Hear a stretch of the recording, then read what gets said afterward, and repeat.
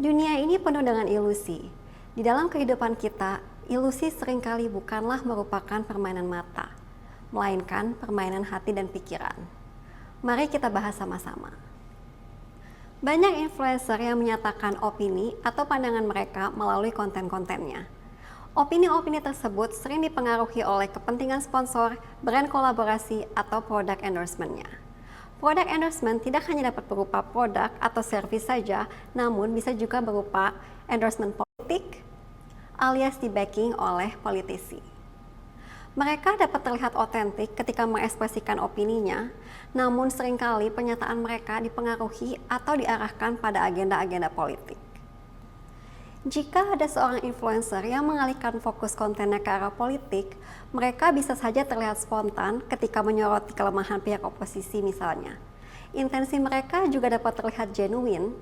Mereka bisa aja berkata seperti ini, "Setelah video ini beredar, gak lama setelah itu mungkin gue akan menghilang." Tentunya para audience dan followersnya akan memandang mereka sebagai sosok yang sangat pemberani. Dan tentunya ini akan meningkatkan popularitas. Sosok influencer sering dipandang sebagai seorang idola dan juga figur otoritas. Apa yang dikatakan oleh mereka akan secara signifikan mempengaruhi persepsi dan juga opini publik. Yang kedua, ilusi harga diri. Harga diri kita sering dikaitkan dengan status sosial atau posisi kita dalam societal hierarchy atau tangga sosial. Dan yang sering dijadikan benchmark atau tolak ukurnya adalah penampilan atau impresi daya beli seseorang.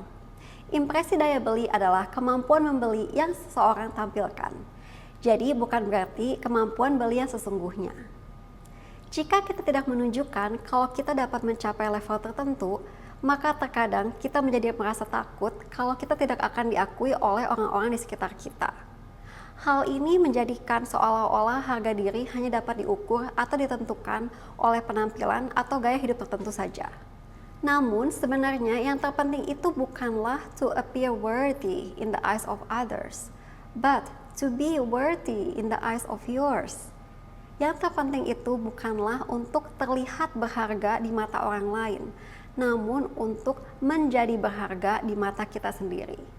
Kalau menurutku, harga diri seseorang itu bersumber dari hal-hal yang bersifat internal, seperti karakter dan pengetahuan, di mana diperlukannya waktu, usaha, dan juga pengalaman hidup untuk membentuknya. Menurutku, hal-hal tersebutlah yang menentukan worth atau value dari seseorang. Illusion of value, ilusi harga.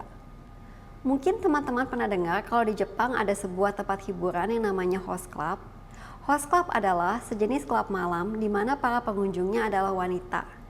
Di dalam klub tersebut, para pengunjung ditemani minum-minum oleh pria-pria berpenampilan menarik.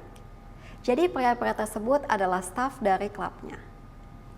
Di Jepang, satu kali minuman soda harganya 100-150 yen atau sekitar 10-15 ribu rupiah. Kalau di host club harganya naik menjadi 10 kali lipatnya. Satu gelas soda di sana dijual seharga 1.000-1.500 yen atau 100-150 ribu rupiah. Champagne Ace of Spades punyanya JC dan LVMH. Kalau beli toko-toko biasa harganya 50 ribu yen atau 5 juta rupiah. Di dalam host club, champagne tersebut dijual seharga 500 ribu yen atau 50 juta rupiah. Ini baru harga bersih botolnya aja, belum termasuk pajak dunia malam sebesar 30-40%.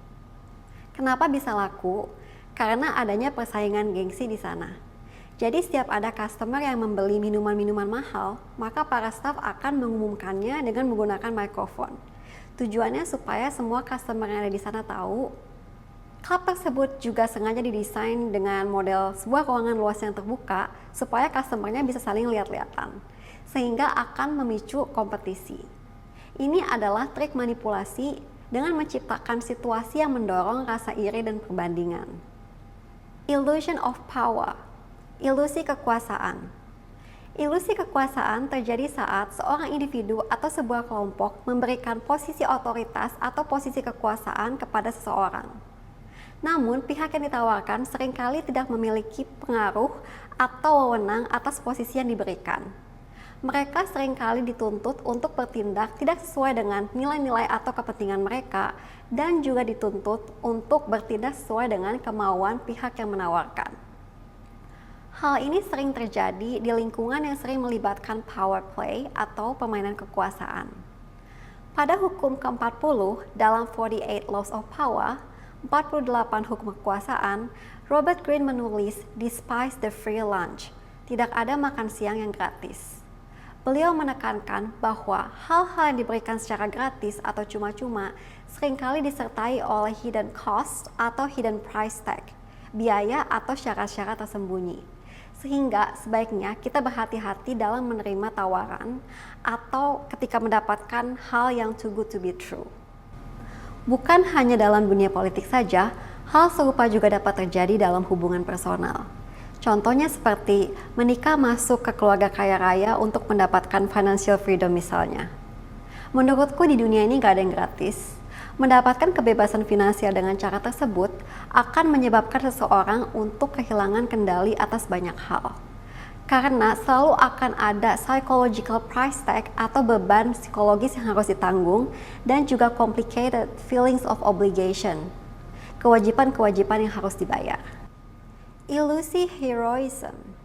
Ilusi heroisme terjadi saat seorang individu atau sebuah kelompok dibuat percaya kalau perjuangan dan pengorbanan mereka adalah hal yang sangat diperlukan oleh banyak orang atau bahkan suatu negara. Sang manipulator tahu kalau pihak yang dimanipulasi itu melihat dirinya sebagai korban dan juga sekaligus seorang penyelamat, maka efeknya akan sangat kuat. Sang manipulator membingkai pengorbanan sebagai sesuatu yang sangat heroik dan mulia. Pihak yang dimanipulasi dibuat percaya kalau pengorbanan adalah satu-satunya cara untuk menyelesaikan masalah. Sehingga mereka seringkali berfokus hanya pada perjuangannya saja tanpa melihat gambaran yang lebih luas atau efek sampingnya seperti dapat melibatkan atau memakan nyawa orang banyak misalnya. Ini adalah teknik manipulasi yang sering digunakan dalam kasus seperti bom bunuh diri, di mana sang manipulator yang biasanya adalah orang-orang yang berkuasa menyembunyikan motif mereka yang sesungguhnya, yang biasanya adalah kepentingan politik. Ini adalah cara yang sangat hina karena selain menjadikan pihak yang dimanipulasi sebagai boneka mereka, tanpa mengotori tangan mereka secara langsung, mereka juga sering melibatkan dan bahkan menodai nama baik agama yang tidak bersalah. Illusion of freedom. Ilusi kebebasan. Escapism atau pelarian dapat membuat seseorang merasa terlepas dari segala stres, tanggung jawab, atau bahkan kenyataan hidupnya. Banyak orang berpikir gambling atau judi online adalah cara yang memungkinkan mereka untuk mendapatkan financial security atau bahkan meraih financial freedom atau kebebasan finansial. Menurut bukunya Robert Greene yang berjudul Art of Seduction, Seni Rayuan, sesuatu yang bersifat tarik ulur akan membuat segala hal menjadi lebih menarik. Kalau bermain judi, kita kan gak kalah terus, terkadang kita menang, inilah yang membuat kita tetap tergoda atau terpikat. Play to people's fantasy, bermain dengan khayalan atau mimpinya seseorang, adalah teknik yang sering digunakan oleh industri lotre dan perjudian. Ilusi terhebat bukanlah ilusi yang menipu mata, namun ilusi yang kita lihat sebagai sebuah bentuk kebenaran. Ilusi yang paling berbahaya adalah yang dimainkan dengan menggunakan hasrat terpendam manusia, karena our deepest desire adalah alat manipulasi yang paling ampuh. Sampai di sini aja teman-teman. Terima kasih udah nonton, semoga bisa bermanfaat, dan sampai jumpa di lain waktu. Bye!